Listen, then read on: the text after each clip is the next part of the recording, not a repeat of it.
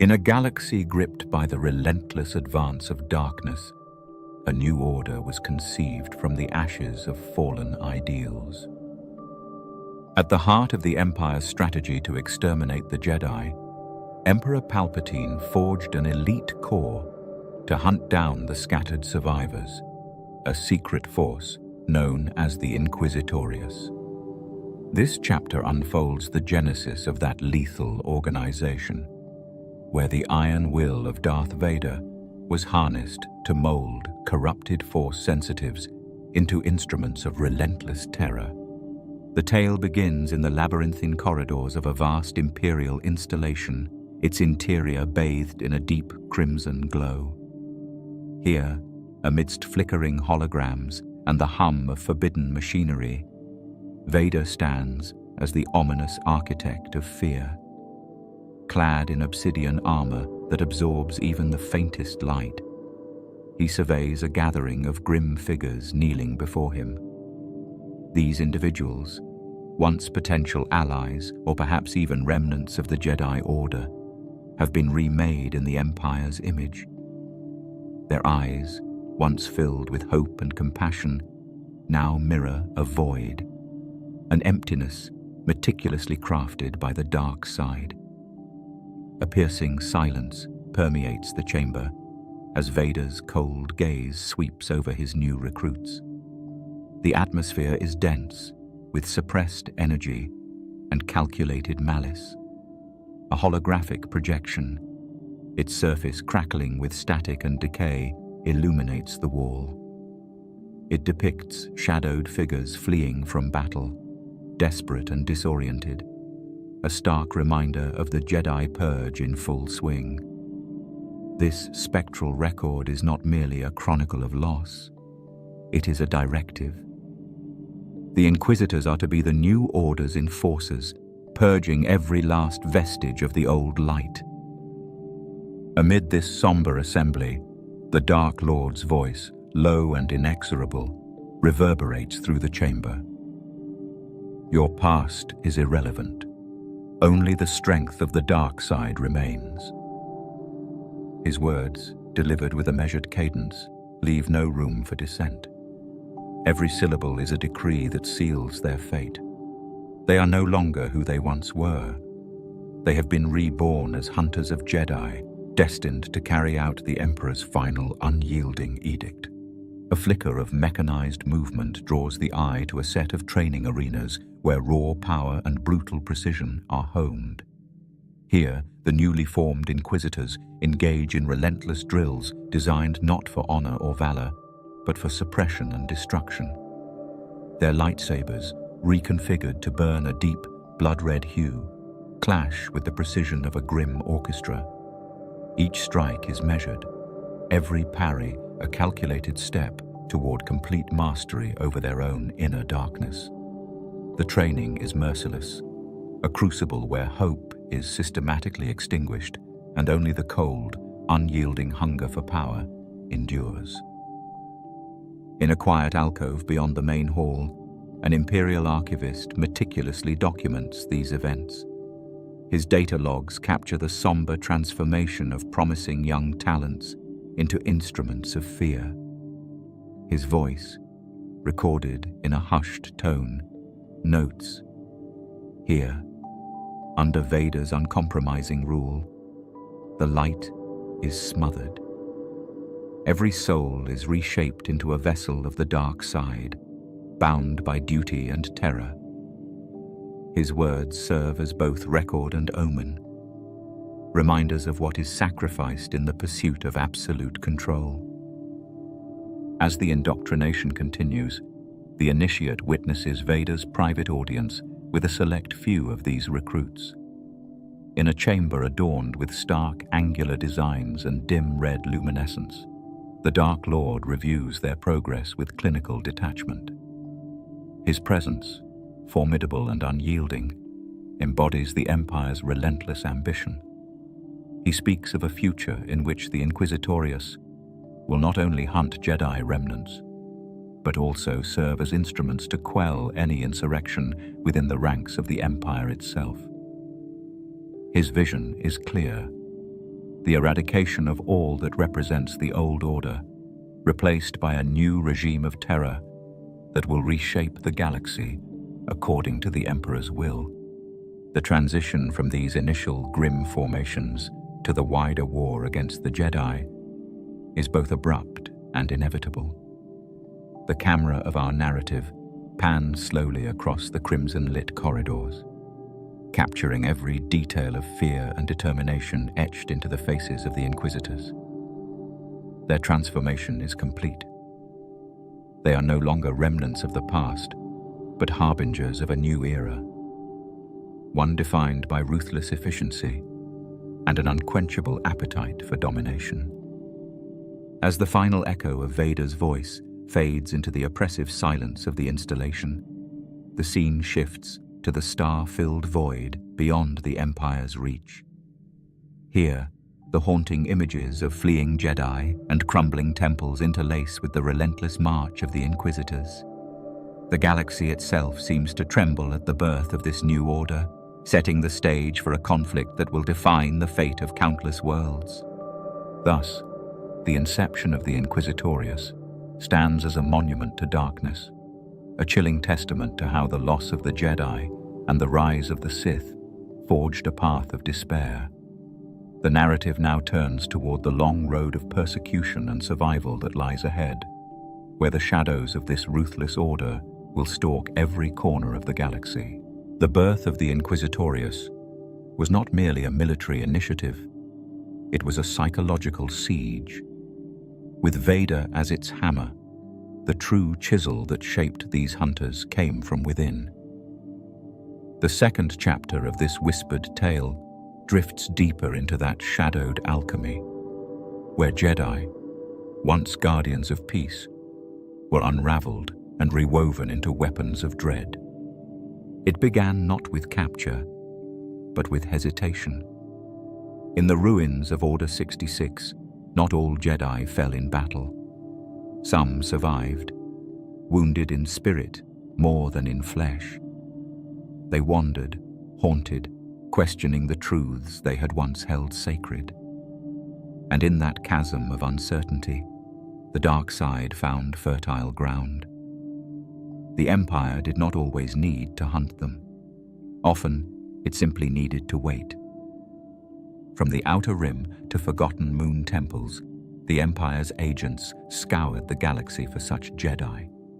The broken, the disillusioned, the betrayed.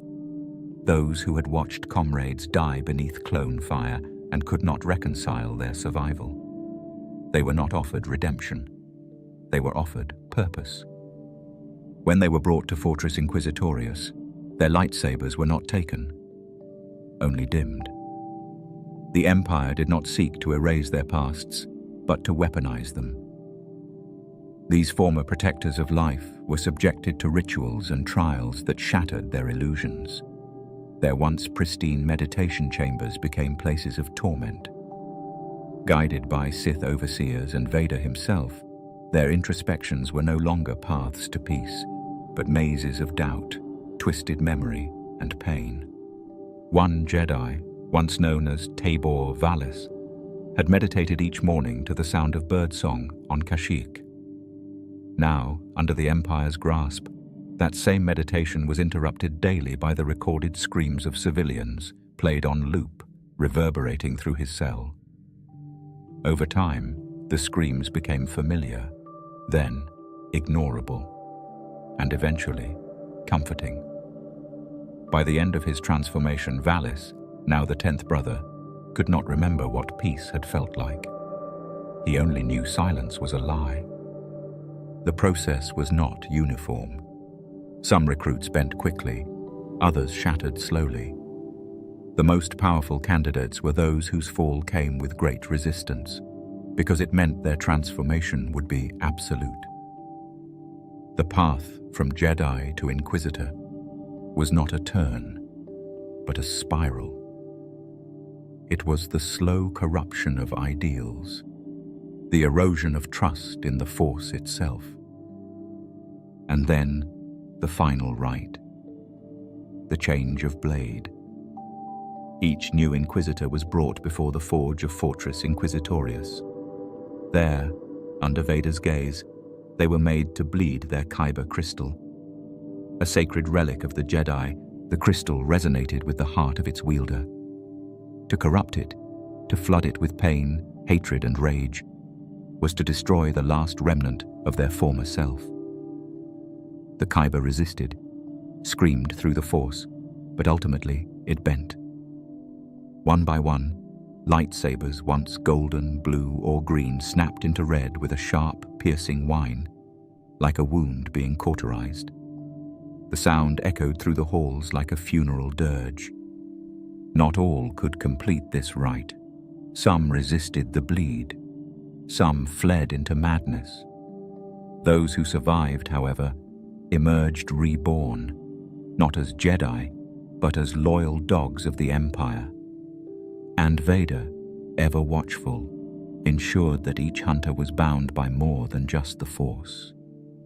Through pain, through manipulation, through carefully orchestrated betrayal, they were yoked to him. He understood better than anyone that fear was the most lasting leash.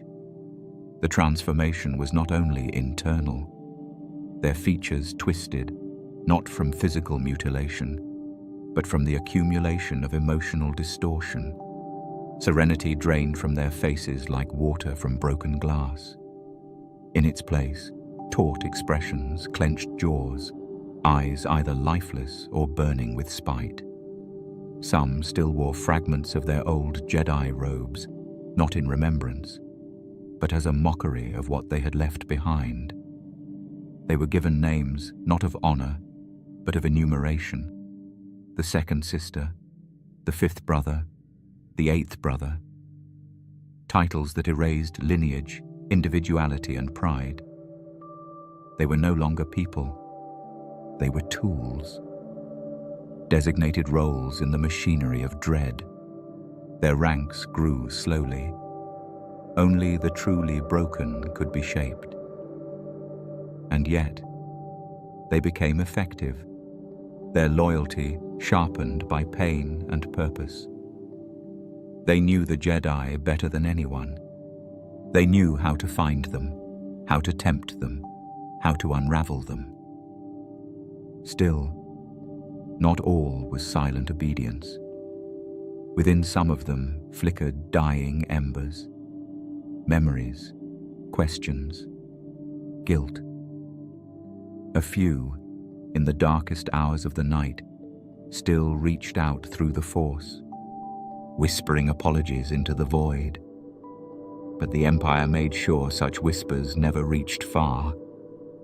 The Inquisitors were not Sith. That path remained reserved for two. But they were something else.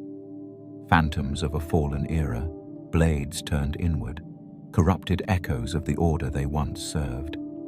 And as they spread across the galaxy, hunting in pairs or small units, the true war began. Not of grand battles or fleets, but of shadow and whispers. Jedi were no longer simply being hunted by stormtroopers or probes. They were being pursued by those who once sat beside them in the temple, who knew their ways, who knew their hearts. The Force trembled quietly. Because what the Empire had done was not simply build assassins. It had weaponized memory. The Inquisitorius had its hunters. But every pack needs a leader, someone to carry the will of the Empire with precision, cruelty, and understanding. From the ashes of the Jedi Order, one such figure emerged, not through brute strength alone, but through obsession. The one who would become the Grand Inquisitor was never seduced by power, not in the traditional sense. His corruption was born of curiosity left untended, of questions that the Jedi refused to answer. Before the fall, he had been a temple guardian, a sentinel in golden mask and robes, sworn to defend the sacred Jedi archives in Coruscant's deepest halls, silent, stoic. But beneath that stillness burned frustration. For years, he stood watch over knowledge he was forbidden to read. Scrolls, holocrons, and tomes sealed under the High Council's authority, declared too dangerous, too seductive, too close to the dark. The Guardians were trusted with protection, not comprehension. And in that denial, resentment festered. He watched as masters passed him by, conversed in quiet tones about truths he would never touch. He witnessed contradictions in the Order's judgment. Blind eyes turned to politics, arrogance disguised as balance. He began to question, not the Force, but the gatekeepers of its wisdom. And in the end, it was not the Sith who planted the first seed of doubt. It was the Jedi themselves.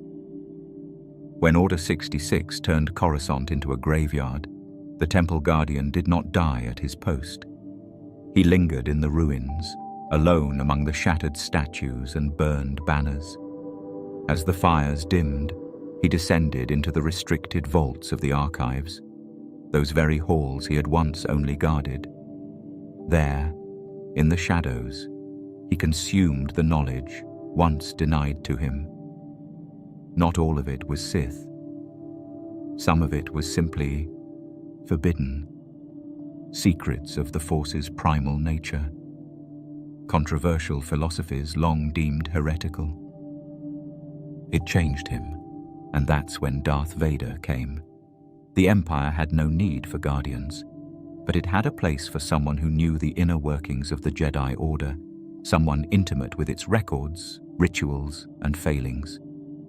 Vader extended the offer, not with threats, but with acknowledgement. The Guardian's curiosity, once seen as dangerous by the Jedi, was welcomed by the Empire. He was told he could explore all truths, so long as he served one. The Guardian accepted. The mask came off. The robes were replaced by black armor trimmed with crimson. His weapon, once a standard Jedi blade, was reforged into a double-bladed saber, its core mounted to a gyroscopic ring. When activated, it spun with a mechanical whir, cutting through air and flesh alike. The design was theatrical, yes, but effective, terrifying. And his eyes, once patient and unreadable behind a golden visor, now shone yellow with corruption. Not rage, not madness, but clarity. The certainty of someone who believed he had transcended both Jedi and Sith. He wasn't following the dark side blindly. He thought he was mastering it. His first act as Grand Inquisitor was not to kill, but to rewrite. He began cataloguing surviving Jedi, dissecting their methods, tactics, known weaknesses. His knowledge of Jedi doctrine made him a predator unlike any other. He anticipated their moves, predicted their hiding places, exposed their reliance on outdated creeds. He hunted with detachment, not malice. But that made his cruelty colder. Those who remembered him as a Temple Guardian never truly believed he could fall so far. And perhaps that was the point. His transformation was not a sudden descent. It was a redefinition of loyalty, of purpose.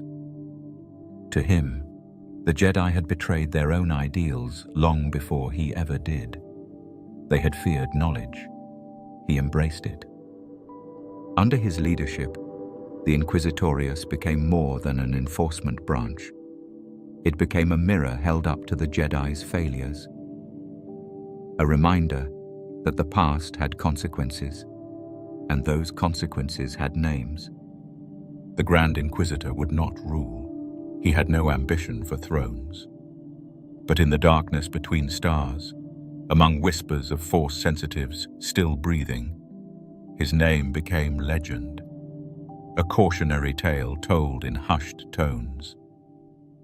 And in Fortress Inquisitorius, his reign had only begun. A darkness unlike any before descended upon Jedha that fateful night, a prelude to horror that would mark the beginning of the Jedi Purge. In a forgotten quarter of the ancient city, where crumbling temples still echoed with prayers of old, exiled Jedi had found solace. They gathered in silent meditation amid ruins, seeking refuge in the lingering wisdom of their fallen order. Unbeknownst to them, a sinister force moved in the shadows. The Initiate, who had long studied the transformation of former Guardians into relentless hunters, now turned his attention to the first major massacre orchestrated by the Inquisitors. A covert intelligence report, retrieved from a secret Imperial archive, recounted the ambush in chilling detail. As the night deepened, stormtroopers poured into the narrow cobblestone alleys of Jedha. Their armor glistened under the cold, harsh light of searchlights. Every step resounded like a death knell. In the gloom, the cadence of heavy boots, the hiss of drawn blasters, and the sharp clatter of gear merged into a relentless symphony of destruction. The exiled Jedi, lost in their meditative reverie, were caught unaware. One by one, the peaceful silence was shattered by the brutal intrusion. Monks, whose hearts had been steady and serene, fell in utter silence, each drop of their life a silent elegy to a hope now extinguished. The sacred ground, once a haven for healing and reflection, transformed in an instant into a grim battlefield. Amid the chaos, a lone figure emerged. A solitary Inquisitor, standing atop a crumbling tower, overlooking the ravaged streets. His presence was commanding. Clad in black armor and draped in a cloak that fluttered like a shadow in the wind, he surveyed the massacre with an expression as cold and unyielding as the void itself. With each passing moment, his red lightsaber hummed with lethal intent, its glow reflecting off broken statues and shattered relics. His eyes, hidden beneath a menacing hood, burned with a ruthless determination to erase every trace of the Jedi Order. The scene below was a tapestry of despair and desolation. Stormtroopers, coordinated with surgical precision, flooded every alley, their movements synchronized like the beating of a dark heart. The clamor of distant shouts, the crackle of blaster fire, and the soft, resigned groans of those caught in the ambush intertwined into a haunting refrain. The Initiate's voice, low and measured, whispered the tragic truth. The hunt had begun, and no sanctuary was safe. As the Inquisitors advanced, the once peaceful meditative enclave was consumed by fear and devastation. Jedi who had sought solace in their ancient teachings were reduced to fleeting silhouettes, their final moments swallowed by darkness. The lone Inquisitor on the tower raised his saber high, a signal that reverberated through the collapsing alleys, a proclamation that loyalty to the Empire was enforced through fear and relentless action. His gaze swept over the ruins, each fallen figure a testament to the Empire's resolve to extinguish the light. In that chilling instant, the Initiate felt the weight of a turning point, a moment when the delicate balance of hope and despair tilted irreversibly toward a future ruled by tyranny. The echoes of the massacre on Jedha would reverberate throughout the galaxy, becoming a grim legend etched into the lore of both the Empire and the remnants of the Jedi. This violent night marked the beginning of a long, dark campaign, a relentless purge that would force the Jedi into exile and drive them into the hidden corners of the universe. Slowly, the chaos subsided into an oppressive stillness. The once vibrant city now lay in ruins, a silent mausoleum to a fallen order. The lone Inquisitor's silhouette remained on the tower as if carved in stone, a lasting reminder that the Empire's grip was absolute. His red blade, still humming in the quiet, illuminated the wreckage with a macabre beauty, a symbol of the new era of fear. Thus, The legacy of Jedha's bloodshed was sealed. A dark prologue to the relentless hunt that would soon engulf the galaxy, leaving behind a trail of sorrow and whispered legends of what was lost. The silence left in the wake of Jedha's massacre did not last. It never did. For those who bore the insignia of the Inquisitorius, still wet with the blood of Jedi, the aftermath was not a celebration, but a lesson. The true crucible awaited them not on the battlefield, but in the training chambers of the fortress Inquisitorius, and in the shadow of their master. The fortress, hidden on the oceanic moon of Nur, was not simply a base. It was a forge. Beneath its obsidian walls and roaring tides, Darth Vader honed his hunters, not with lessons, but with agony. There was no curriculum, no wisdom passed from master to apprentice as the Jedi once had. Here, knowledge came only through suffering. The chambers where Inquisitors were trained pulsed with danger. The floors bore the scorch marks of 1,000 failed counters. The walls were soundproofed to muffle the endless screams. The scent of burnt metal and charred flesh hung in the air, a bitter perfume that clung to the skin. Vader never offered praise, only pain. He descended upon his students like a storm, cloaked in black, breathing like a machine too angry to die. His silhouette, cast against the firelight of training pits, became a symbol of inevitability. They knew it well. If he walked into the chamber, someone would not walk out. The trials he set were simple in concept, impossible in practice. Duels, where hesitation meant mutilation. Exercises in precision under pressure, made infinitely harder by Vader's presence. He would engage them one by one, or sometimes all at once, wielding his crimson saber with a terrifying economy of motion. But it was not the blade they feared most. It was the Force. The moment they faltered, if a parry was too slow, a block too weak, Vader would reach out. Invisible hands crushed windpipes, bent limbs, hurled bodies like rag dolls. Inquisitors found themselves suspended in the air, limbs twitching violently under the strain of force pressure.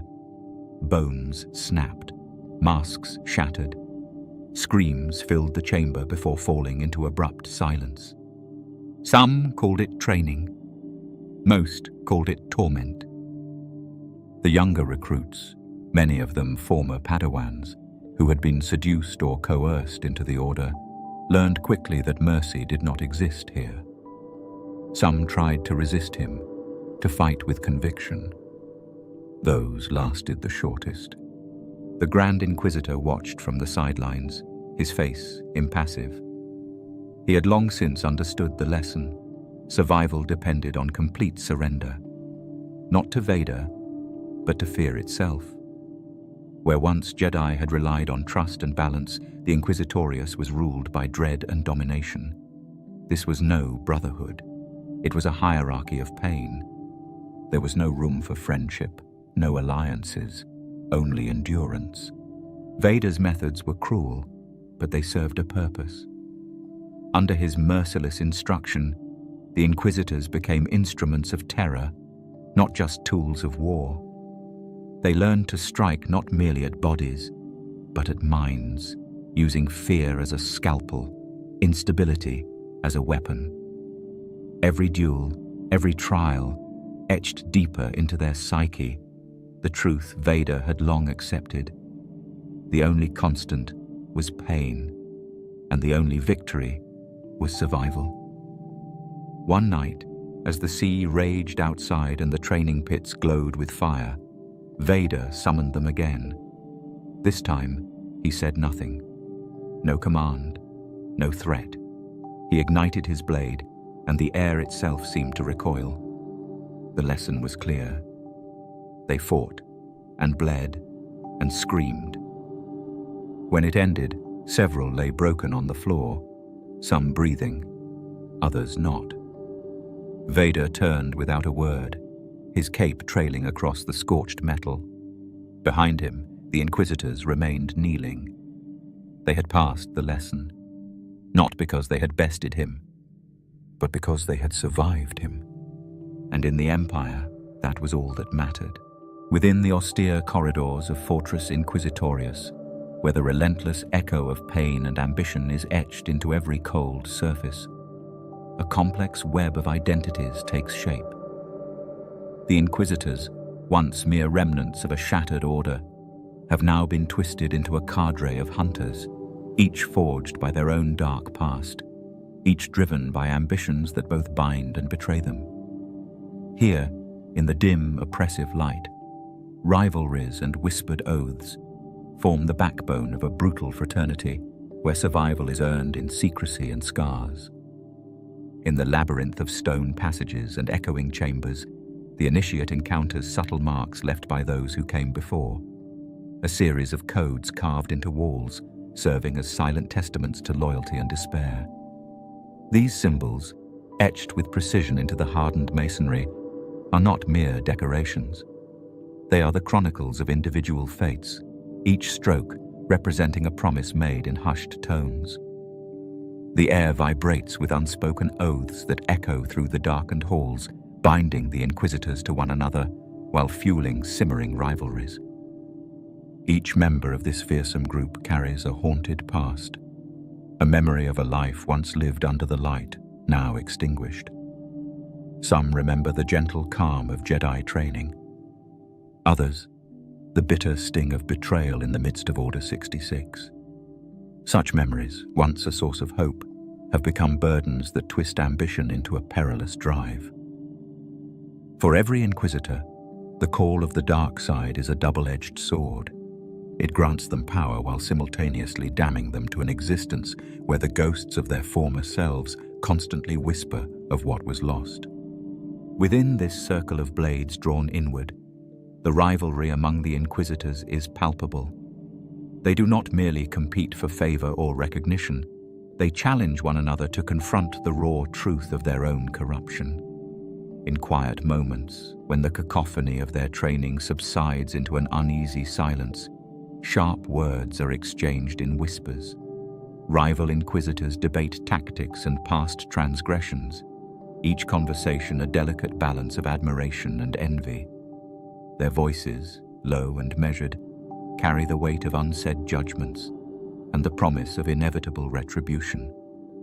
Amid these turbulent relationships, one particular figure stands out. A mentor whose own ambition has become both his strength and his curse. His eyes, once reflective and kind, now burn with an unyielding intensity, a fire stoked by years of accumulated pain and relentless duty.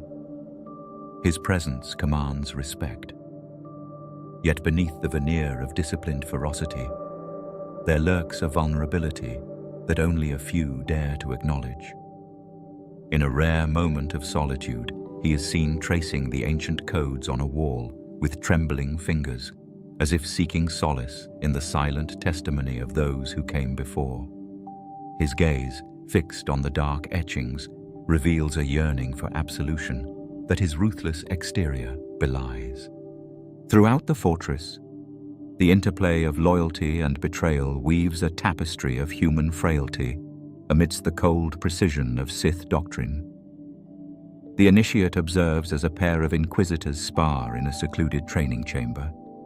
Their lightsabers clash in a burst of red, the sound sharp and discordant, punctuating the silence with the echo of ambition.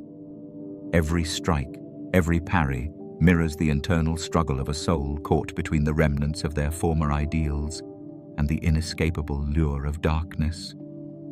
This relentless pursuit of power, while unifying in its brutality, isolates each Inquisitor in a private battle against the memories they cannot shed. The fortress itself becomes a crucible where individual ambitions are tempered by the harsh realities of their shared fate. Their names, now mere designations, such as second sister or eighth brother, are stripped of identity, leaving behind only the roles they must play in an order that thrives on fear. As the day wanes and the dim light shifts to deeper shadows, the initiate senses that the Inquisitor's internal strife mirrors the greater conflict engulfing the galaxy. Their rivalries and whispered oaths, so carefully nurtured by years of torment and training, are but a microcosm of the eternal struggle between order and chaos. In that reflective quiet, the initiate understands that these haunted souls, with their ambition both their weapon and their wound, are destined to leave an indelible mark on the destiny of the Empire. Stepping out into a narrow corridor, the initiate carries with him the weight of these revelations. The bonds forged in pain, the secrets etched in stone, and the rivalries that twist ambition into darkness, all converge to form a legacy of terror. Yet even amid such relentless torment, a spark of defiance remains. It is a promise that in the depths of suffering, there is still the potential for change. A hope that one day, even these lost souls might reclaim a fragment of the light they once knew. Emerging from the cold corridors where bitter rivalries and whispered oaths had defined the Inquisitors, a new spectre began to haunt the dark tapestry of the Empire's relentless hunt.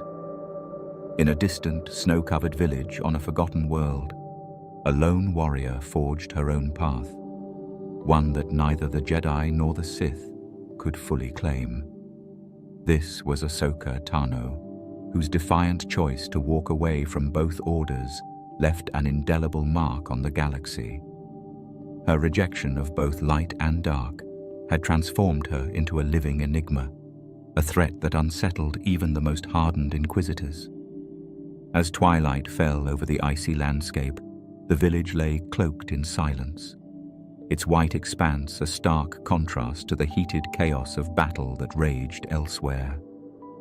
Here, under a canopy of twinkling stars and a sky painted with the soft glow of a distant nebula, Ahsoka moved like a wraith.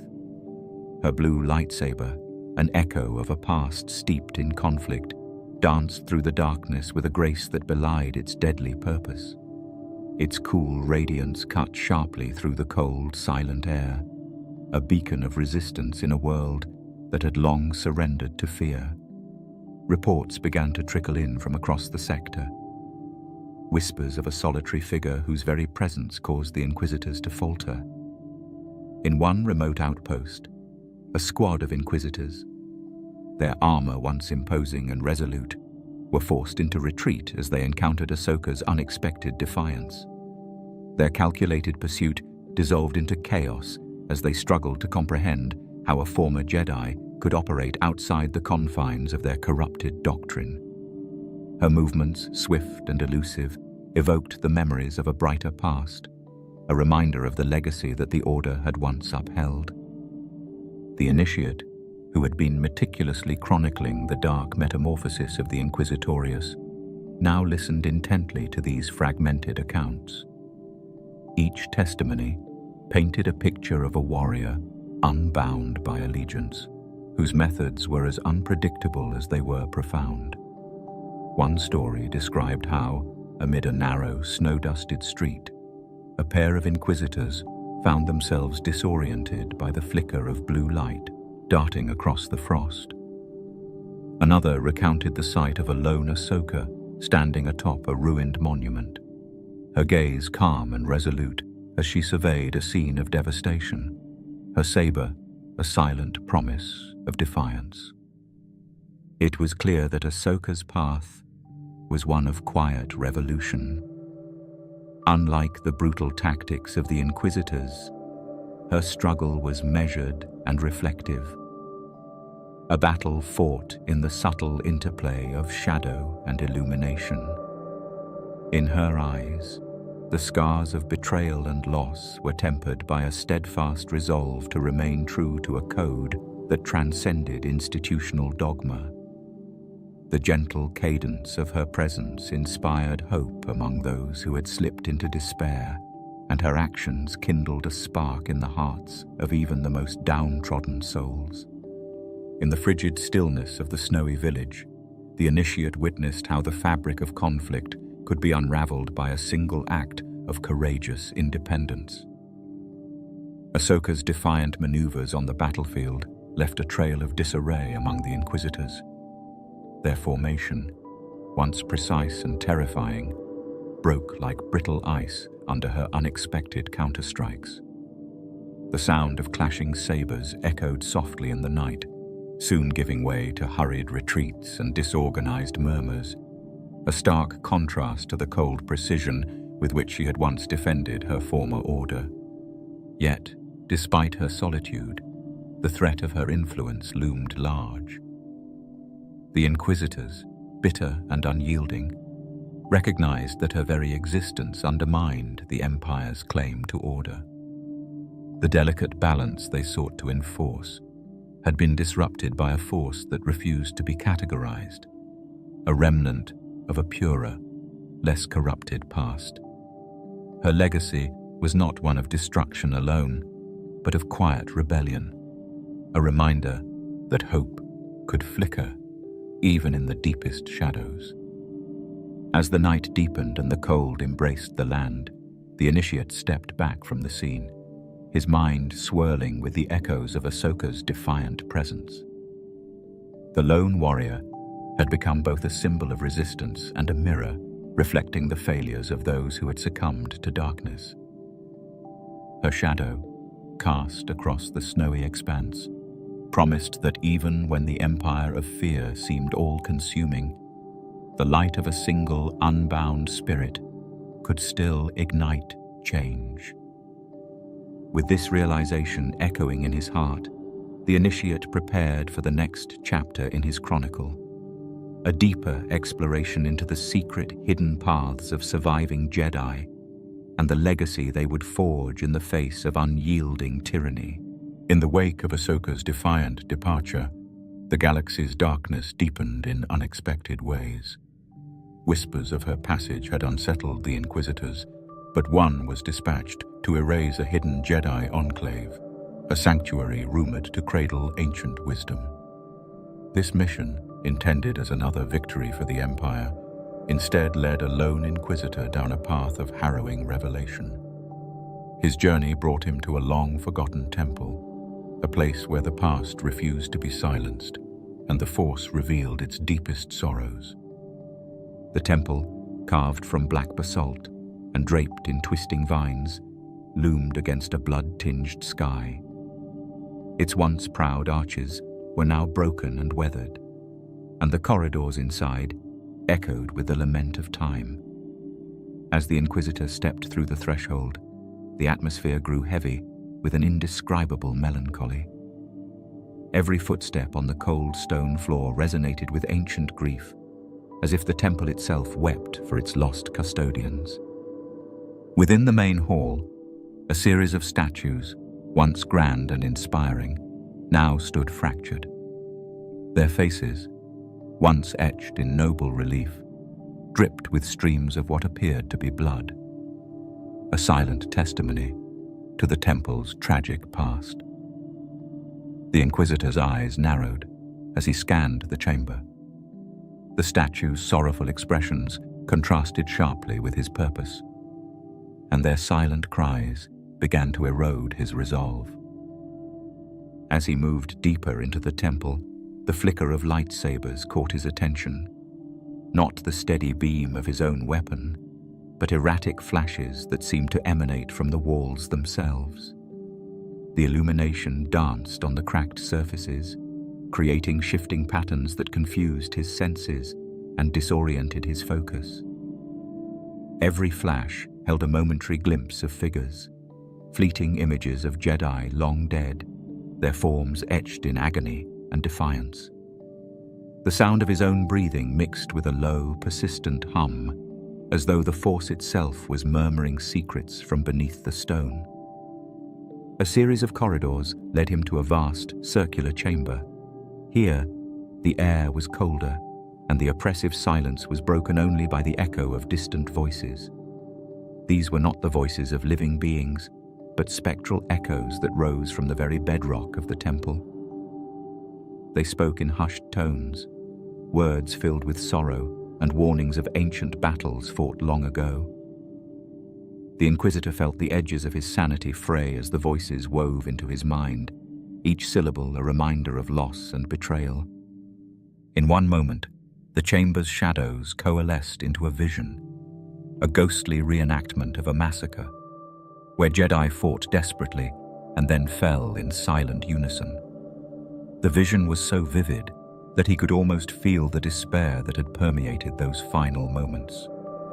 A lone Jedi, his eyes bright with determination, yet heavy with resignation, raised his lightsaber in a futile gesture of defiance. The blade flickered erratically, its light dying as quickly as it ignited, as if echoing the fleeting hope of those who had perished. The Inquisitor staggered under the weight of this revelation. Every detail, the blood weeping from stone, the spectral sabers that danced in chaotic rhythm, the mournful voices wove together into a tapestry of anguish that threatened to consume him. His mind, already scarred by his own dark memories, reeled from the intensity of the Force's lament. Here in the temple, the distinction between life and death blurred, and the ancient sorrow of the Jedi felt as if it were his own. Struggling to maintain his focus, he recalled his orders to eradicate this enclave without mercy. Yet, in the midst of the overwhelming grief, a question emerged. Had the temple become a guardian of something more profound than mere resistance? Was it a repository of lost truths, preserved not by the Inquisitor's terror, but by the weight of memory? The vision began to recede as the spectral chorus softened, leaving him alone with the echoes of the past. In the dim light of the chamber, the Inquisitor's resolve wavered. He recognized that the voices of these ancient Jedi were not empty phantoms, but a reminder of the eternal cost of the Empire's cruelty, a cost that even he could no longer fully ignore. As he exited the temple, the cold night air enveloped him. The silent screams of the structure and the flickering remnants of lightsabers lingered in his mind like a final elegy. He carried with him not only the scars of his own darkness, but a burgeoning realization that in the ruins of despair there may lie the seeds of redemption for a galaxy lost.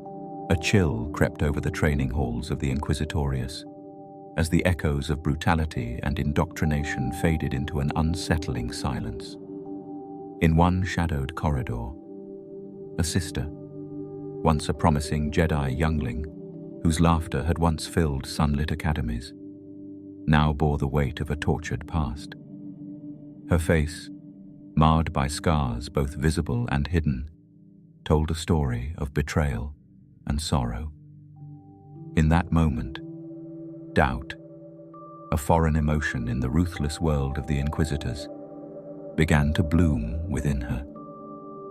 Long ago, as a child, she had embraced the warmth of the Jedi teachings, her spirit alight with hope and wonder. But that innocence had been shattered by the grim reality of Order 66 and the subsequent rise of the Inquisitorius. The memory of peaceful training, of mentors who had nurtured her spirit with gentle guidance, was now interwoven with the horrors of a purge. Each day, the harsh regimen of darkness forced her to suppress the lingering vestiges of her former self. Yet, in the quiet recesses of her heart, a single tear, an emblem of what she had lost, refused to be forgotten. That tear, a silent testimony to the life she once knew, became the spark of her rebellion. In the heat of a training duel meant to crush all dissent, the sister hesitated. Her lightsaber, usually a tool of ruthless precision, wavered in her trembling grasp. As she parried a vicious strike from her counterpart, her eyes flashed with a momentary clarity, a glimpse of the light that had been extinguished long ago. The memory of warm laughter and serene meditation surged within her, igniting a fierce internal conflict that the dark side had long sought to eradicate. In that split second, she turned her blade not against the enemy, but against those who had forged her into this instrument of fear. Mid-combat, amid the clash of red sabers and the echoing shouts of her fellow Inquisitors, she launched a sudden, desperate attack. Her strikes, fueled by a surge of defiance and raw emotion, were unpredictable and wild. The silence that followed her initial betrayal was deafening. A momentary lapse where the normal cadence of violence was replaced by a still, piercing pause.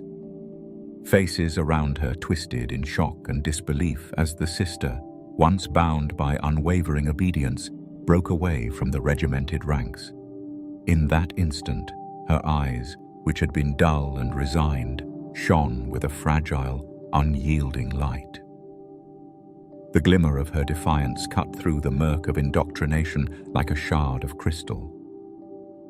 Inquisitors who had been her comrades now found themselves compelled to halt their advance, caught between duty and the shock of her betrayal. The ensuing melee was chaotic. Blasters fired into the frigid air, and the rhythmic hum of red sabers clashed against a backdrop of harsh metallic clamor. Yet amidst the bedlam, the sister's actions were singular and resolute. Every strike she delivered was punctuated by the memory of a kinder past, a moment of softness in a world hardened by cruelty. The silence in the immediate wake of her rebellion was profound. Even the steady beat of combat seemed to falter as the gravity of her choice rippled through the hall. Her defiance, however, came at a dire cost. Within moments, the coordinated forces of the Inquisitorius, trained to suppress any sign of weakness, closed in with ruthless efficiency.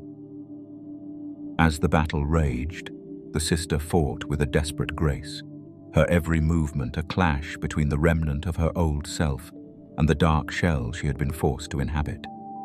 Her blade, now a symbol of defiant hope, sliced through the air, its brilliant arc a stark contrast to the encroaching gloom. But the Inquisitors, unyielding in their purpose, would not tolerate insubordination.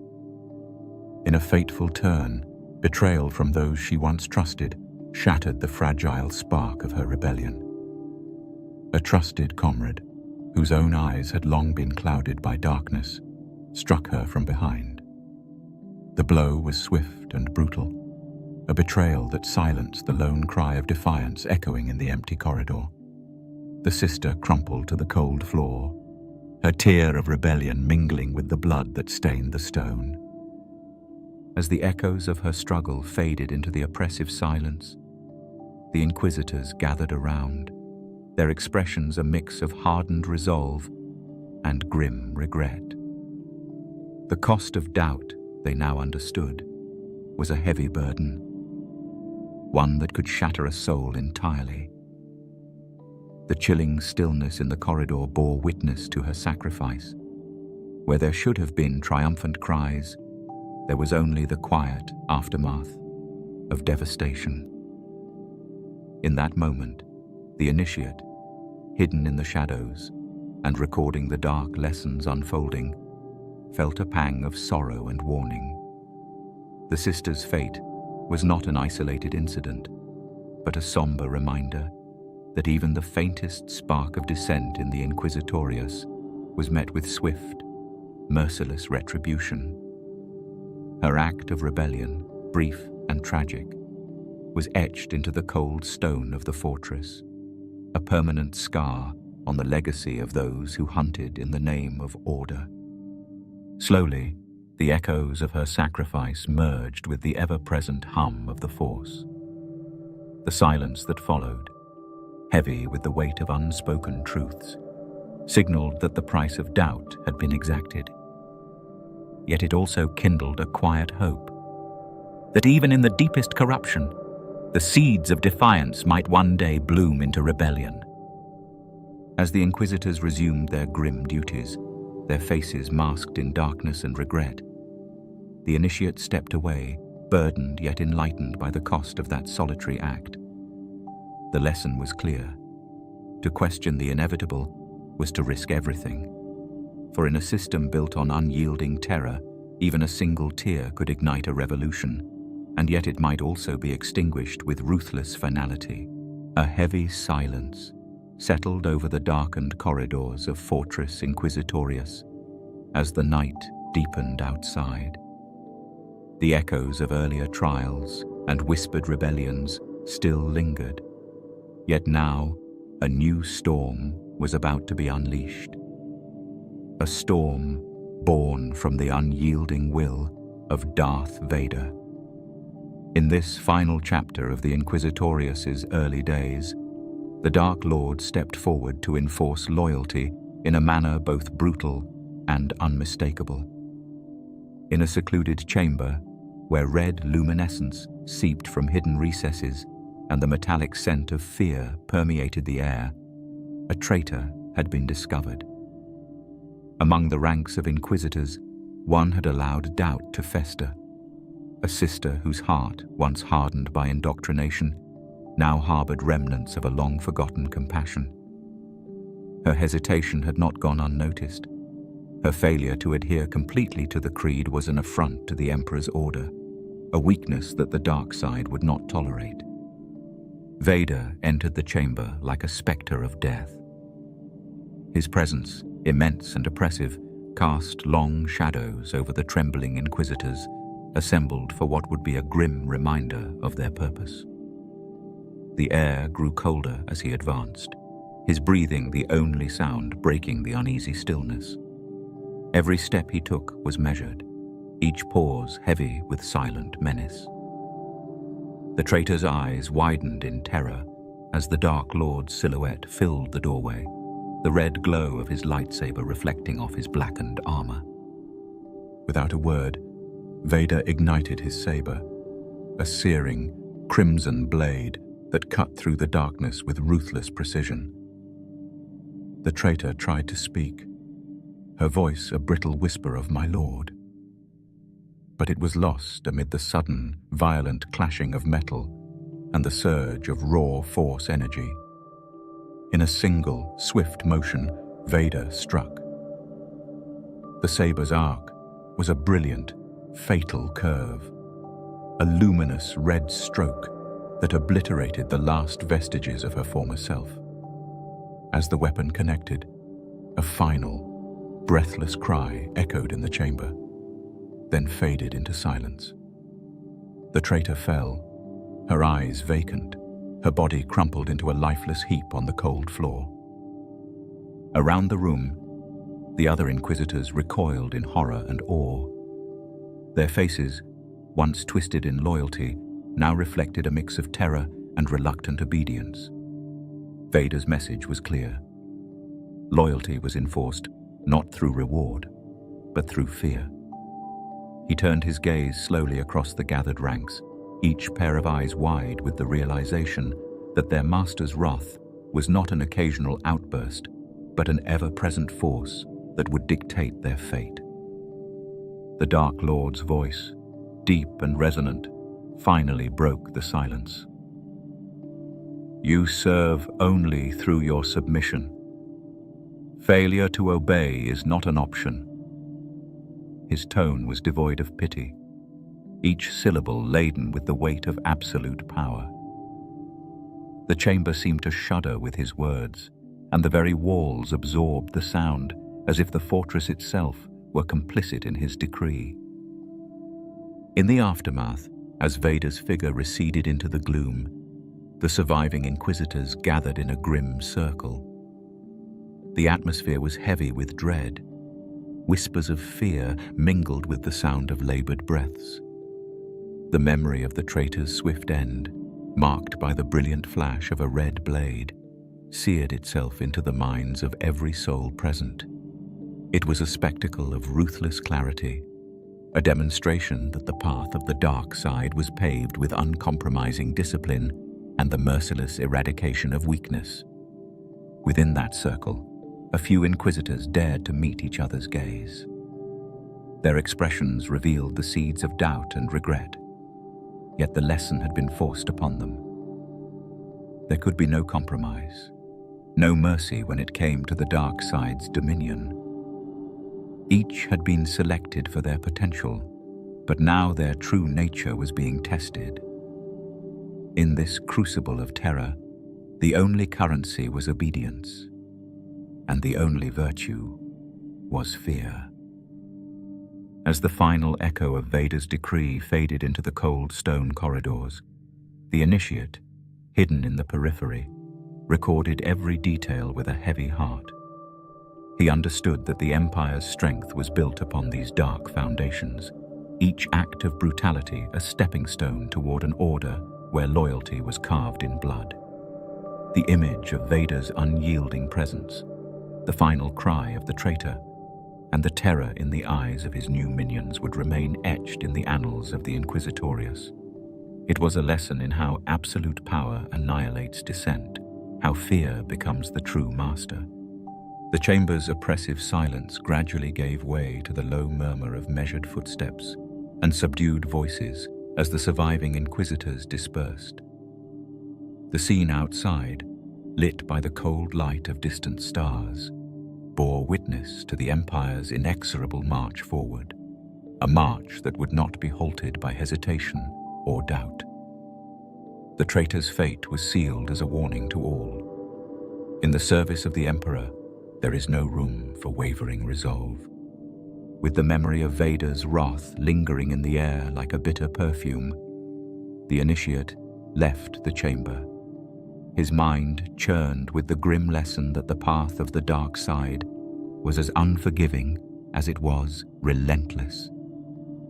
In the shadow of the Inquisitorius's birth, every heartbeat, every breath was a reminder that true power demanded absolute loyalty, a price measured in fear and enforced with cold precision. But while the galaxy seemed lost to darkness, and the hunters grew in power, whispers remained, faint signals in the Force, lives that refused to extinguish. And so we shift now, from the shadows of the hunters to the last lights in exile. In the deep corridors of time, when the darkness of Order 66 spread like an unseen plague, one Padawan found himself at the very heart of betrayal. The night was not marked by grand battles or heroic last stands, but by a desperate scramble to escape a fate foretold. In this retelling, the initiate's voice recounts the final hours of that tragic night from the perspective of a lone survivor, a young Jedi whose destiny was irrevocably altered by the treachery of those he had once called brothers. It began in the dim light of the Jedi temple, where the tranquility of meditation gave way to the staccato rhythm of blaster fire. The Padawan, his heart still full of hope, his eyes wide with the innocence of youth, watched in horror as clone troopers, once trusted allies, turned their weapons against their masters. The sudden shift was as violent as it was swift. Jedi fell in silent, unceremonious drops down narrow corridors. The sound of ignited sabers clashing and then falling silent echoed like a dirge through the once hallowed halls. With little time to comprehend the magnitude of the betrayal, the young Padawan was forced to abandon everything he had known. His lightsaber, a symbol of the light he once embraced, was flung aside in the chaos. He scrambled over rubble and shattered glass, guided only by instinct and the dim, distant hum of the Force. In the midst of the turmoil, the echoes of his fallen brethren resonated in his mind. A mix of soft, sorrowful murmurs and the harsh sounds of a life ending abruptly. The night outside was a tapestry of flickering stars, each one a silent witness to the tragedy unfolding below. As the Padawan bolted through a labyrinth of corridors, the cool, indifferent void of space beckoned with a promise of escape. His small, battered starship, hidden away on a remote landing pad, offered a chance at survival. The desperate rush to reach it was punctuated by the shattering of glass, and the distant roar of clashing blasters, a cacophony that would haunt him for years to come. In a narrow passage lit by the pale glow of emergency lights, the Padawan caught a glimpse of his former mentor, a venerable Jedi master, falling gracefully as if in slow motion, a figure of serene sorrow against the backdrop of violence. The sight was both heart-wrenching and surreal, a moment frozen in time that embodied the tragedy of Order 66. He clutched his side as the impact of that vision tore through him, and he pressed on, fueled by a desperate will to survive. Outside, the starry expanse shimmered as the Padawan boarded his stolen vessel.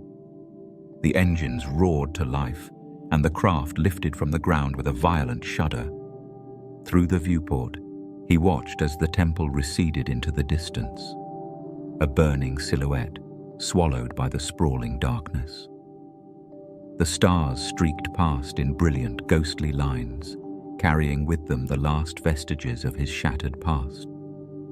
Amid the rush of hyperspace, his thoughts turned inward. The betrayal, the sudden loss of all he had ever known, had ignited in him a fierce, painful determination to endure, no matter the cost. As the vessel sailed through the starry void, the Padawan's mind replayed the night's events with a clarity that bordered on agony. He remembered the cold, unfeeling eyes of the clones, the way their loyalty had turned to ruthless efficiency. He recalled the silence of his comrades as they fell, their lives extinguished without ceremony, and he felt the weight of every fallen soul, a burden that pressed upon him as he navigated the perilous path to exile. This singular escape, however, was not a promise of redemption. Instead, it was the beginning of a long, arduous journey, a life forced into the shadows, where the light of the Jedi was no longer a guiding star, but a distant memory. The galaxy had changed irrevocably on that night.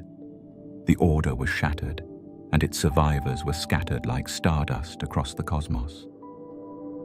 The Padawan, now alone and hunted, carried with him not only the trauma of that fateful night, but also the seed of a hope that flickered weakly in the darkness.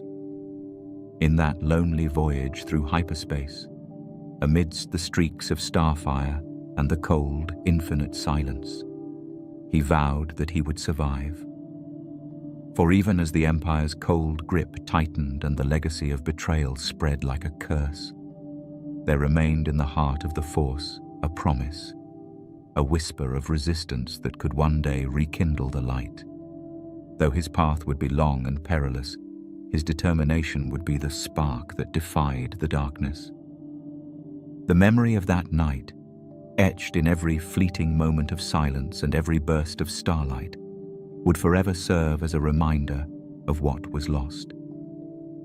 Yet, in his solitude, he also recognized that survival meant carrying the spark of hope into a future where the hidden Jedi might rise once again, a future where, even in exile, the light could outlast the darkness. As the stolen starship hurtled through the void, the Padawan clutched a small token, a pendant once given by his master, symbolizing the bond of a fading past and the promise of a new dawn.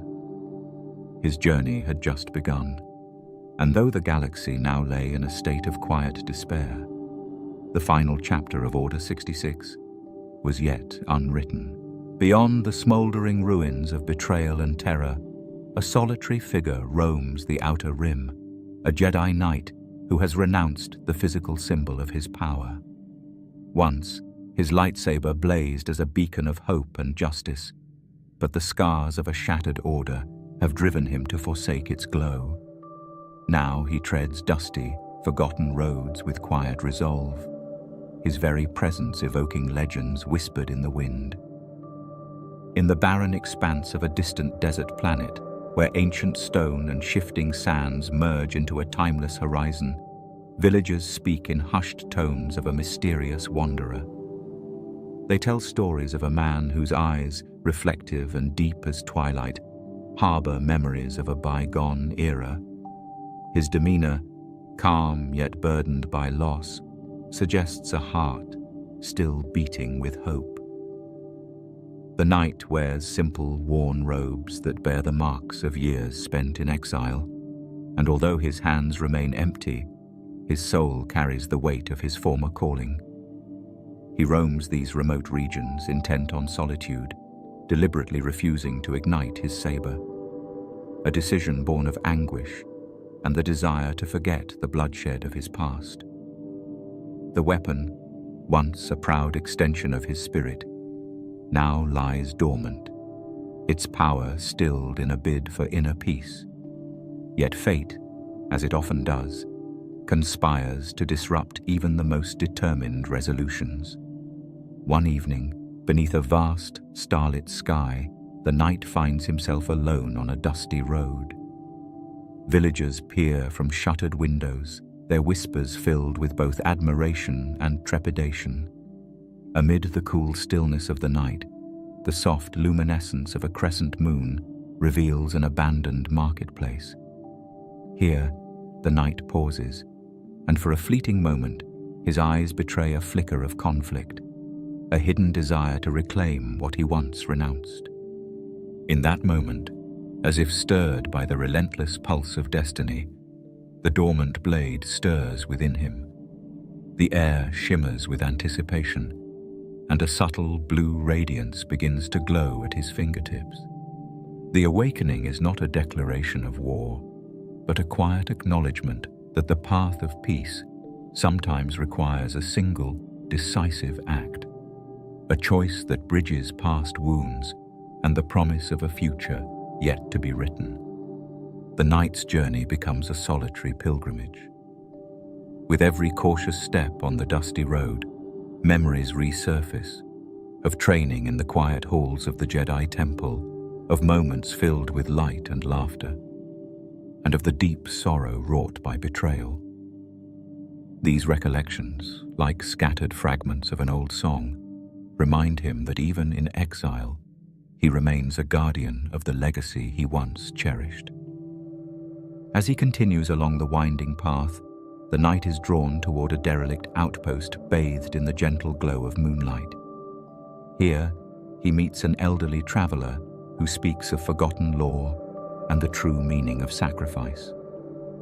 Their conversation is brief, yet profound, a series of soft, deliberate words that resonate with the heartbeat of the Force. The traveler tells him that sometimes one must reclaim the lost light, not to destroy the past, but to nurture it so that hope may once again flourish in even the darkest of times. Stirred by this encounter, the knight contemplates the burden of his decision. The weight of choice presses upon him, a choice between permanent retreat and the possibility of renewal. As he stands at a crossroads beneath a vault of glimmering stars, he surveys the silent world around him. Every grain of sand and every whisper of wind seems to murmur of destiny's inexorable call. The path ahead is uncertain, yet his resolve hardens like the ancient stone beneath his feet. With slow, deliberate motion, he reaches for his hilt. The lightsaber ignites with a soft, cool blue flame that illuminates his scarred face. Its glow is gentle, yet resolute, a promise that the power he once shunned now might be harnessed to protect rather than to destroy. The reawakened blade casts dancing reflections on the weathered walls of the outpost, a symbol of the knight's internal transformation from exile to reluctant guardian. The villagers, hearing the renewed hum of the saber, watch from afar in awe. In that moment, the knight becomes more than a wandering soul.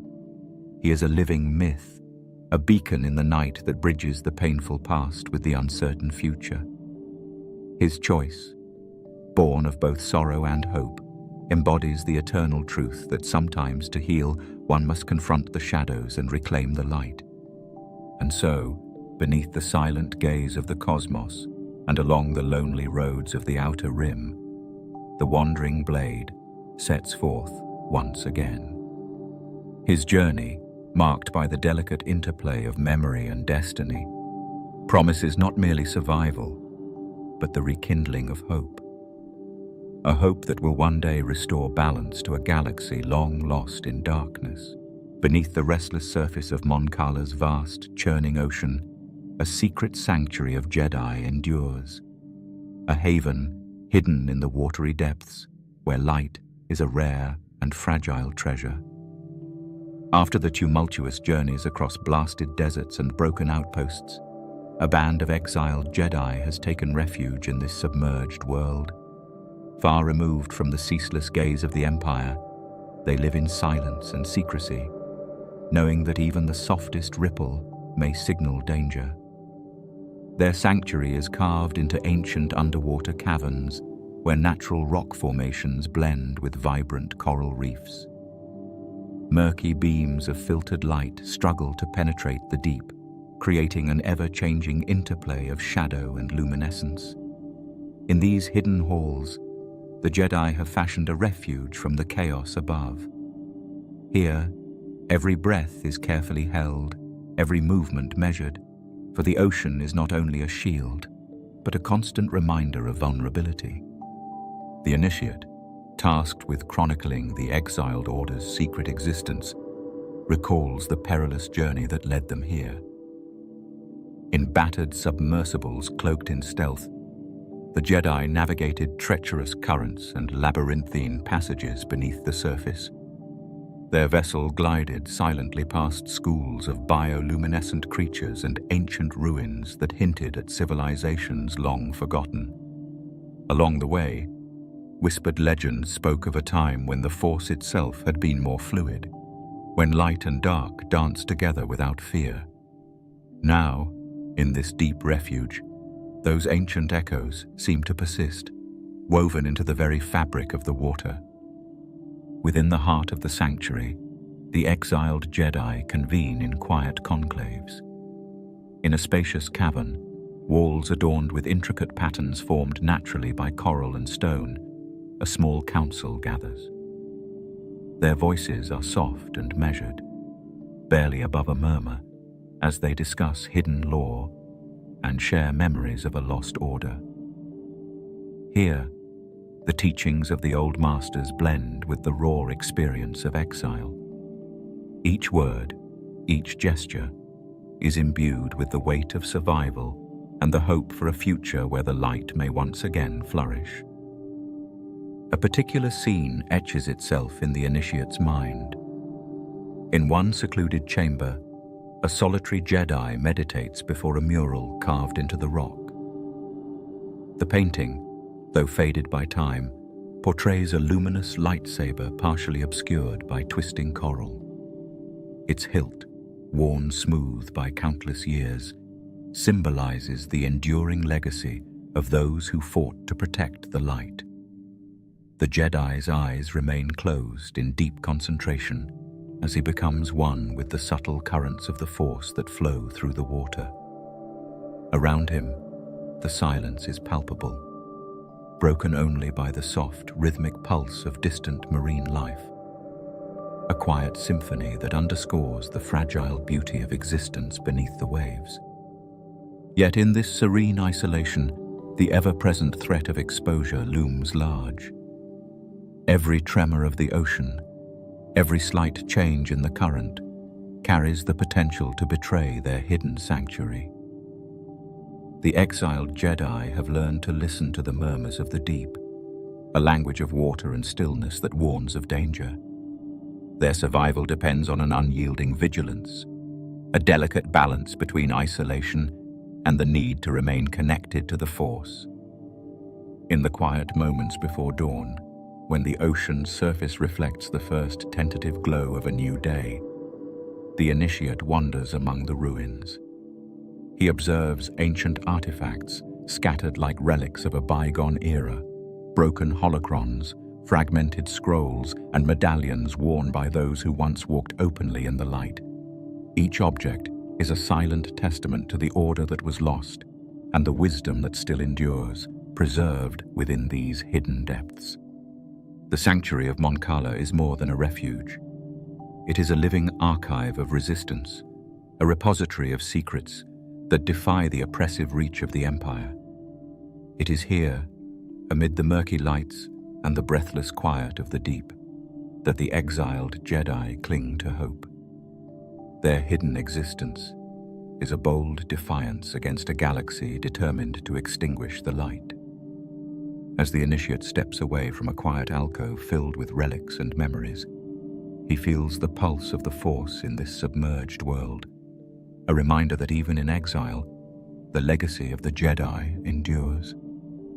Every held breath, every flicker of bioluminescence, and every soft whisper through the water speaks of resilience and renewal.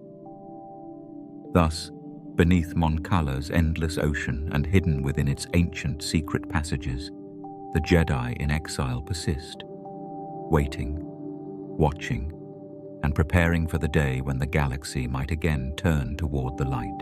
In the hidden corridors of exile beneath the surface of Mon Cala, whispers of hope and danger mingled with the salt of ancient seas. Amid these secret havens, a new, unexpected light began to shine, a small, Force-sensitive child whose very presence defied the shadows that had long engulfed the Jedi. In a bustling market on a remote outer rim world, the child's aura flickered like a soft beacon amid the clamor of trade and survival. Floating toys drifted lazily among market stalls, their colors muted by the harsh desert sun, while vendors exchanged hushed glances, uncertain of the miraculous glow that now emanated from one among them. The initiate, who had long chronicled the hidden lives of exiled Jedi, soon learned that this child, known only by a whispered nickname among local folk, possessed an unearthly radiance. It was as if the Force itself had chosen to manifest in a delicate human form. This light, however, was not without consequence. Word of the child's luminous presence spread quickly, drawing the attention of those who would use such power for their own ends. One fateful afternoon, in a narrow, crowded market filled with the mingled aromas of spice and sand, an elderly Jedi, once a renowned master before being forced into silence, noticed the glow. His eyes, clouded with the weight of past regrets, widened as he recognized the unmistakable pulse of the Force in the child. With a heavy heart, he made a swift decision to intervene, knowing that the child's safety and future could not be left to chance. In that moment, the old master reached out with a trembling hand, determined to shield the child from the looming threat of Imperial scrutiny. As the master drew near, cloaked figures emerged from the crowded alleys. Inquisitors, ever vigilant and merciless, drawn by rumors of a hidden beacon of Force sensitivity. Panic gripped the marketplace. Shouts rang out as merchants and buyers scattered into the maze of narrow streets. Amid the chaos, the master clutched the child close, his every step hurried, his senses alert to the danger that pursued them. Cloaks and hoods blended with the shadows as the would-be hunters melted into the crowd, their presence a cold reminder of the Empire's insatiable hunger for lost Jedi. The scene transformed in an instant. The vibrant market, once filled with mundane commerce, became a stage for a desperate escape. The old Jedi, his voice barely audible over the clamor, murmured words of solace and urgency. "Hold fast to your light," he whispered to the child, whose eyes shone with a mix of wonder and fear.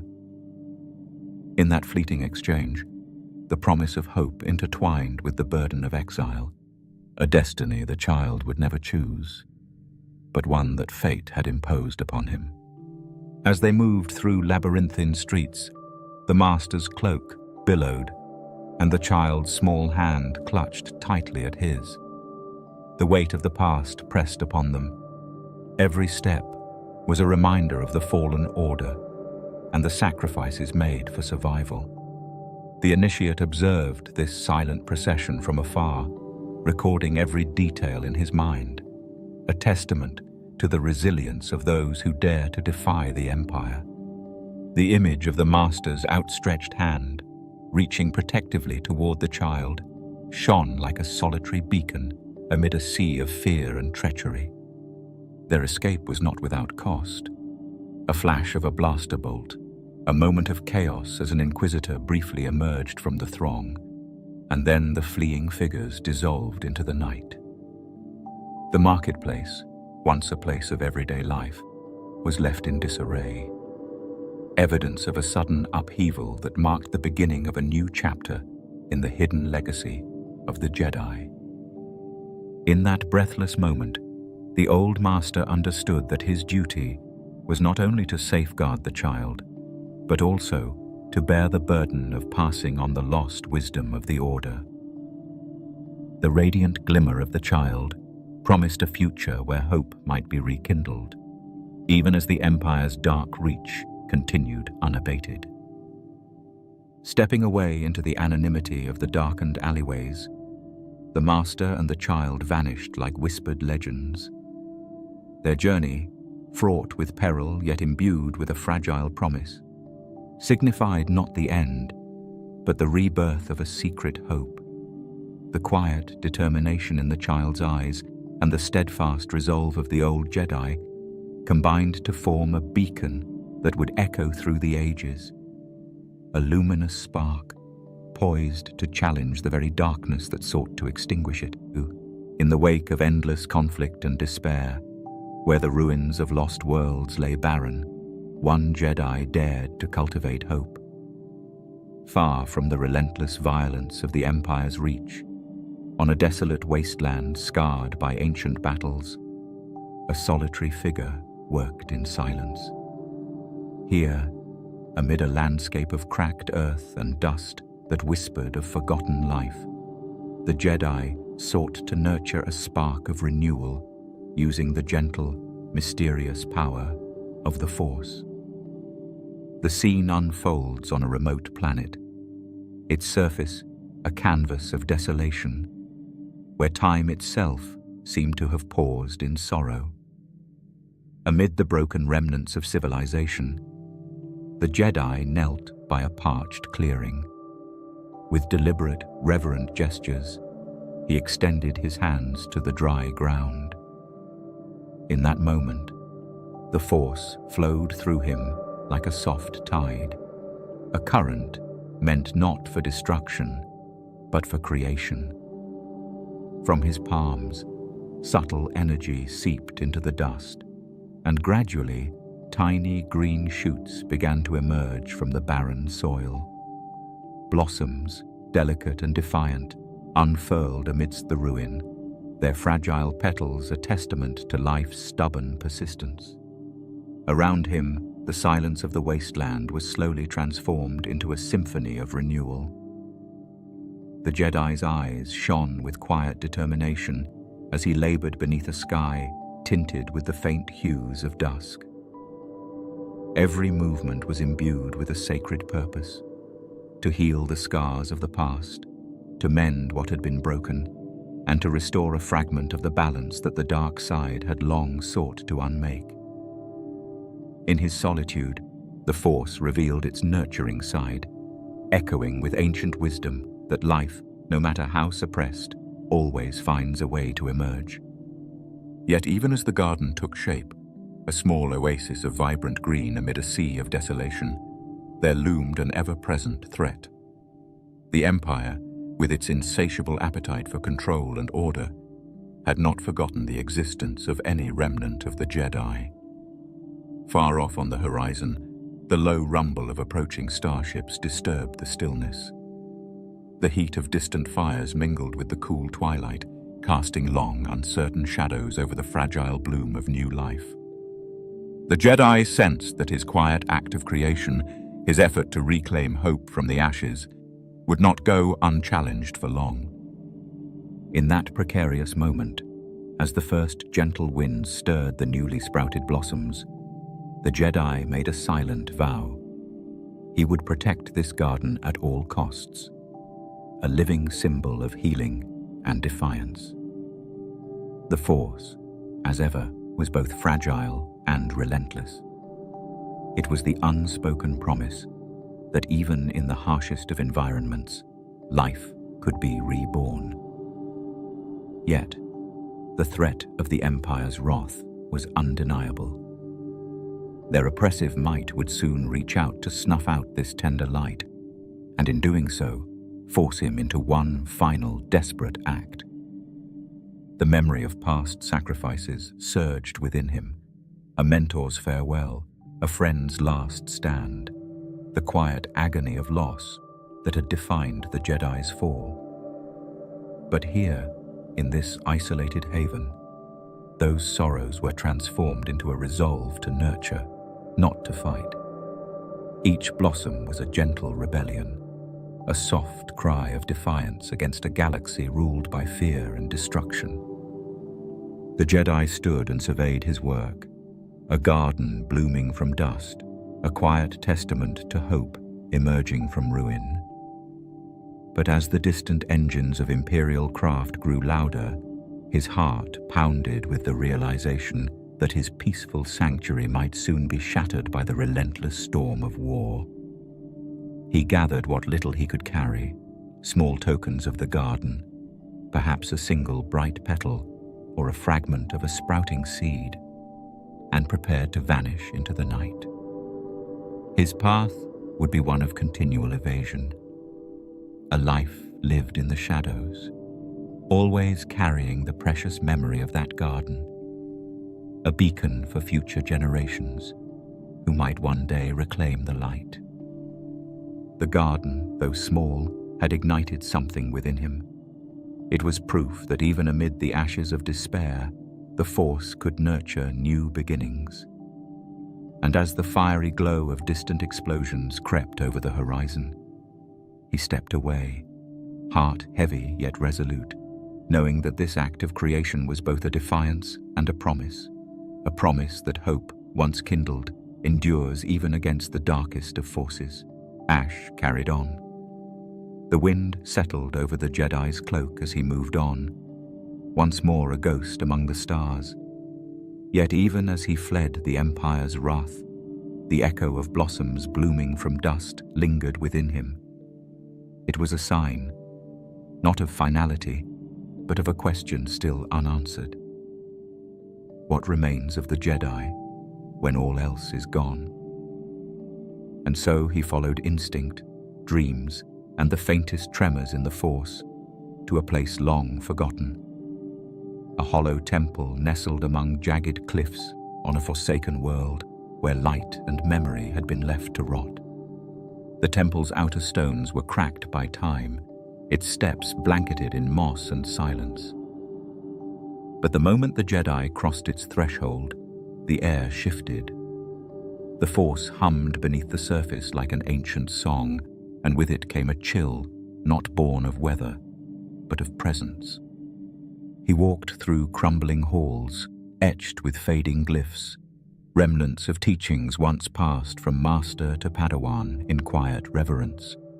Statues of long-dead Jedi loomed in shadow, their faces worn smooth by time and forgotten prayers. It should have been comforting. Instead, it felt like standing in a graveyard where the dead refused to rest. Then, the voices began. Not loud, not clear, just there, like the breath of wind through hollow stone, whispers of names he'd known in childhood, echoes of masters who had once stood tall in the temple on Coruscant. He paused in the central chamber, where the ceiling had collapsed, allowing thin shafts of light to spill across the floor like faded memories.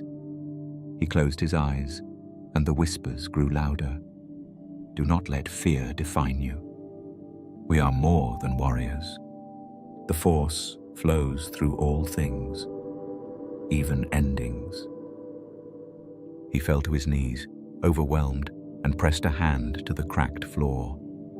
Beneath his palm, the stone gave way, a hidden compartment, untouched by scavengers or time. Inside, wrapped in old cloth and quiet reverence, lay a lightsaber, Not his, not one he recognized, but it thrummed with warmth, and the force surged around it like breath returning to lungs long stilled. As his fingers closed around the hilt, a vision overtook him. He stood in the same chamber, only whole now, filled with Jedi of ages past, meditating, teaching, debating. The ghosts didn't speak directly to him, but he felt them, not mournful, not angry, watching, waiting for him to choose. The vision passed. The temple returned to its hollow self. But something had changed. He lit the saber, just once. The blue glow was soft, not a weapon scream, but a candle in darkness. The ghosts quieted, not because they were gone, but because he no longer needed their guidance. In their silence, he understood. The Jedi were not a building, nor a code written in stone. They were acts, choices, made in defiance of fear, even when made alone. He left the saber buried again, not out of fear, but out of choice. It was not his path to reclaim the mantle of Jedi Knight. Not yet. But it was his path to remember, to carry forward the spark of what had been, and nurture it, wherever it might still grow. As he exited the ruins, the voices of the past faded into the wind. No longer whispers, but wind at his back.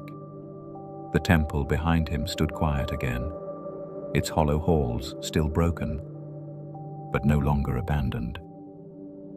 The force had stirred within its walls once more, and with it, so had he. The temple's silence had offered answers, but not salvation. Across the stars, others still ran, still fought, still hid beneath the weight of a name that had become a death sentence. And not all who carried that burden did so with robes and reverence. Some clung to survival with grit, luck, and the engines of rusting starships.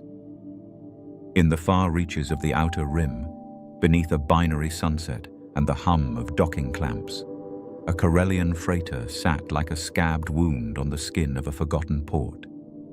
Inside, crates rattled with unregistered cargo, power couplings buzzed with anxious energy, and in the cockpit sat a smuggler who cared little for empires or rebellions, only credits. Jax Varro made his living skipping borders and bribing checkpoints.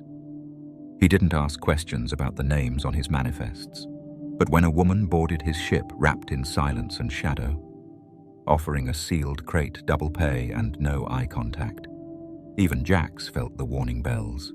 Still, the credits were real, and his fuel tank was dry. She said little, slept little, eyes always on the stars, and at night, when she thought he wasn't watching, she'd meditate. The kind of stillness that screamed Jedi. Jax had seen it before. During the war, when his old crew ran supply drops for the Republic, he'd watched robed warriors lift boulders with a gesture and slice tanks in half. Most were dead now. Some, it seemed, weren't. The tension thickened with every light year. In the dead silence of hyperspace, strange things happened. One night, the ship's lights dimmed as the stars stretched around them, and Jax caught a reflection in the viewport. Her eyes glowed, not bright, not unnatural, but like twin embers, tired, alert, ready. He didn't confront her then, not until the Imperials showed up. A patrol cruiser caught them exiting hyperspace near a restricted sector, too far from any lane to claim it was an accident. Jax scrambled to bluff, to stall, but a boarding party was en route. He ran to the cargo bay, searching for a place to hide the crate. She was already there, hood down, calm. "They're here for me," she said. Not an apology, a fact. And then it happened. One trooper opened the crate, found her saber, silver-hilted. The glow of it surged before she even reached for it. In a breath, she moved, not like a soldier, but like a storm. Blasters ricocheted off crates. Screams echoed. The saber flashed once, twice, then silence. Jax lowered his blaster. He hadn't fired it, hadn't needed to. The hold stank of ozone and blood. He looked at her, saber extinguished in her hand, and spoke the only words that felt real. "Next time, tell me what's in the crate." She smirked, the first crack in her armor. "Would you have flown me?" "Hell no," he muttered, then added, "but I would have charged more." They dumped the bodies in the void, changed transponders, set course for another nowhere world. By the time they reached the rim's edge, they'd shared enough silence to become uneasy allies. She taught him how to feel danger before it struck. He taught her how to lie at customs without flinching. He still didn't know her name, didn't ask. But when she left, hood raised once more, saber hidden again, he realized something strange had happened. He missed her. Not for the mystery, not for the thrill, but for the sliver of truth she left behind. That even hunted, even broken Jedi could still be human. And sometimes that was enough to light a corner of the galaxy no empire could ever fully darken. Jax Varro never spoke of the Jedi again, but the rumor did. Stories travel faster than ships in the Outer Rim, especially when they're whispered in cantinas between gulps of cheap ale and half-truths. A smuggler, a glowing blade, a woman who vanished into stardust. But these stories weren't just curiosities. They were signals, distant flares in the night sky for those still watching, still hoping. And elsewhere, across dusty moons and rain-soaked cities, people did more than listen. They gathered. It began with names, old contacts, wartime comrades, Force sensitives who had once slipped through the Empire's fingers. They met in crumbling monasteries, derelict mines, cargo holds sealed tight from sensors. A whisper here, a nod there. Trust earned not with rank, but with silence. And in that silence, something fragile began to grow. Not yet a rebellion, not even a movement, a network. At its center was no leader, only a cause. Scattered Jedi survivors, Force-sensitive children, and those too stubborn to believe the Empire would last forever. Each brought something to the circle. Stolen maps, old holocrons, names of sympathetic senators, coordinates of safe houses buried beneath false transponders. In one system, a healer smuggled Bacta patches to a fugitive Padawan. In another, a farmer with an old clone helmet buried 4 Inquisitors in his field and told no one. It wasn't loud, it wasn't fast, but it was happening. On a nameless moon, beneath red emergency lights and a flickering projector, a ring of figures leaned over a holomap. They plotted escape routes and sabotage, routes that bypassed Imperial patrols. They argued, too, about tactics, about trust, about what the Jedi should mean in a world that had turned against them. But every voice mattered. That was the difference. In the alleys of Lower Coruscant, a young Bothan pickpocket passed messages between contacts. She thought they were smuggling spice. Only later did she realize she was running hope. Some of the network's faces were known. A disgraced general with a scar across his eye, a Twi'lek engineer who once rebuilt lightsabers for fallen Padawans, a droid with corrupted memory, but hands that still knew how to wire ignition cells for escape pods. But most were nameless. The ones who cooked food for hidden children. The ones who passed along fake ID chips. The ones who saw stormtroopers march into a square and turned their heads just long enough to let a fugitive slip away. And the children, always the children. They were the reason for it all. The ones who hummed Jedi lullabies in hushed voices, who dreamed of glowing blades and starships and freedom, who asked questions about the old days, about the Jedi Temple, the clone generals, the war they never saw. Around campfires and inside hollowed-out cargo bays, old knights and survivors would tell them. Not everything, not the whole truth, but enough. That the Jedi had once stood for peace, that they made mistakes, that they fell, and that some still remained. Somewhere, among the stars. One such child, a boy with wide eyes and calloused hands, traced the stars on a frayed star map one night. He pointed to a distant system and asked, "Do you think they're still out there?" An old woman nodded, her voice barely a breath. "Yes, and they're waiting for you." Because while the Empire hunted the light, it could never truly extinguish it. Not while voices still whispered, not while hands still reached, not while even a single map, lit red in the dark, pointed to a place where hope still lived.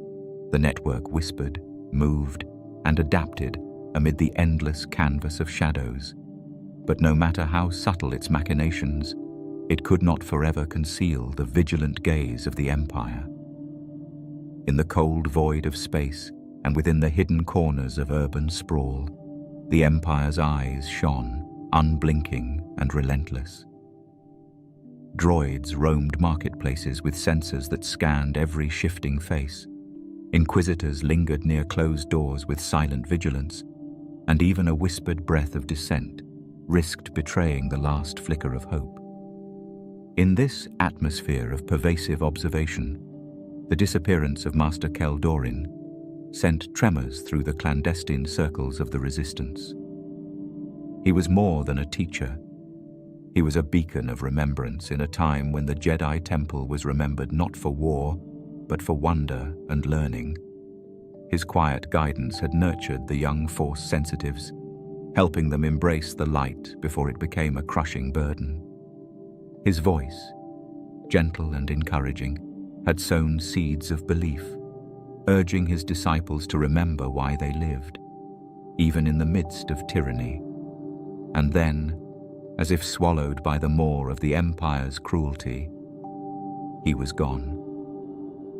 On the cold, harsh streets of Nar Shan, amidst a narrow, rain-slicked alley, Master Kel Dorin met his fate. Stormtroopers, faceless in their discipline, surrounded him quickly, and a silent, blade-wielding sister stood at the ready. In that dire moment, Kel Dorin did not struggle. He did not shout defiance. Instead, with calm resolve, he looked upon the children he had been safeguarding, raised a trembling yet steadfast hand, and uttered 3 simple, indelible words. "Run, remember me." His voice, soft as a midnight murmur, carried the weight of an entire legacy. The frightened faces of the gathered children absorbed his final instruction, and they fled into the chaos, their hearts burdened with loss, yet ignited with a fragile spark of hope. The Empire, ever calculating, did not let his defiance go unnoticed. Kel Dorin was swiftly taken to a grim, secure facility carved into obsidian cliffs, a place hidden from prying eyes and distant from mercy. Beneath the sterile glare of interrogation lights that flickered like dying stars, ruthless inquisitors leaned in to extract secrets. Although the dreaded presence of Darth Vader was absent, his brutal methods echoed in every meticulous probe. Mind probes, tangled fragments of memories, and twisted echoes of ancient oaths were all employed to break the spirit of the Master. Yet Kel Dorin resisted. The resistance was not in vocal protest, but in a determined, serene silence. He breathed slowly, calmly, his eyes closed in quiet defiance, his lips barely moving. The Inquisitors' frustration mounted as their cruel techniques spiraled from calculated interrogation into pure, unrestrained cruelty. Despite the barrage of torment, Master Kel Dorin endured, his composure remaining as steady as the pulse of a distant star. It was not a cry of defeat he offered, but a message, woven into the very currents of the Force. In that silent suffering, Kel Dorin transmitted a message, one not conveyed by digital communiques or encrypted codes, but by the unmistakable cadence of the Force itself. His inner light, gentle yet unyielding, reached out to those who would come after him. It was a message for the children who might one day discover a Kyber crystal, for the solitary wanderer gazing upon twin suns, questioning their solitude. His message was both simple and profound. The light is memory. Carry it. Kel Dorin layered this message with visceral imagery, the echo of laughter from the long-forgotten gardens of the Jedi Temple, the tender warmth of sunlight streaming through an ancient training hall, and the hushed, anticipatory silence that preceded a lightsaber lesson. Each recollection was imbued with calm resilience, a promise of hope rather than a call for vengeance. Across the galaxy, those attuned to the subtle shifts in the Force felt a stirring. A distant warmth emerged, a reprieve from the relentless fear, as if a long-dormant embers of purpose had been reignited. Eventually, the Empire's cruelty could not sustain its indifference. The relentless Inquisitors, frustrated by Kel Dorin's unwavering silence, abandoned the interrogation chamber. The sterile lights dimmed, and the heavy door hissed shut, sealing off the dark proceedings one final time. In that profound stillness, as the chamber's air grew colder and the echo of footsteps faded, Master Kel Dorin allowed a serene smile to grace his face. For he knew that in the eyes of his captors, breaking the body might be an accomplishment, but they could never shatter the essence of his soul. The luminous spark of the Force, once ignited in truth, could flourish even within the confines of despair, even in prison, even in death. When the guards returned, the room was hushed in a solemn, eerie peace. No trace remained of the struggle that had once taken place, except for a subtle mark on the floor where Kel Dorin had sat, a mark that glowed faintly with residual light. A vestige of the Jedi Order's crest burned into the stone by sheer will. This solitary symbol, a scar on the Empire's might, would serve as an everlasting tribute to a teacher's undying legacy. Elsewhere in the galaxy, a child awoke from a nightmare with an inexplicable feeling of peace. A smuggler hesitated on the cusp of betrayal and turned back, and hidden enclaves of refugees stirred with courage that defied explanation. Master Kel Dorin was gone, but his gentle voice, his treasured memory, would resonate quietly and endlessly wherever the Force still breathed. Even as the flames of war consumed their temples and troopers hunted them to the edge of extinction, the Jedi did not vanish. They changed. In the wake of Master Kel Dorin's sacrifice, subtle tremors rippled through the Force, not loud, not defiant, but insistent. Hope, not shouted in rebellion, but whispered in survival. The Jedi were no longer generals on the front lines or robed sages in marble halls. They had become gardeners, wanderers, healers, and keepers of balance in forgotten corners of the galaxy. They were exiles, not by choice, but by conviction. On the frozen cliffs of Barkara, an old knight kept a quiet watch over migrating herds, offering shelter to outcasts and stories to children who asked. In the ruins of an old library on Erith, a woman with a silver blindfold taught orphans how to listen to the wind and how to hear its warnings. They carried no banners, they issued no commands, but their presence softened places hardened by fear. They were Jedi, not in name, but in essence. One lived beneath a burned-out mining colony, never igniting his saber, never revealing his name. He helped restore breathers for sick children, gave away food without taking credit, and closed his eyes each night to listen. When a violent gang tried to take the settlement, he didn't fight them. Not at first. He negotiated, bartered, tried to guide. Only when blood was spilled did he act, swift as wind, precise as a falling leaf. Not to punish, to end violence. And when he left the next morning, the villagers found a single line etched into stone: peace through presence, not power. Elsewhere, deep in the swamps of Jombaral, a former Padawan built a school, not for Jedi, but for all. There were no trials, no ranks, just lessons in empathy, perception, and harmony. The Force was taught not as a weapon, but as a lens through which to understand life. The galaxy called it a cult.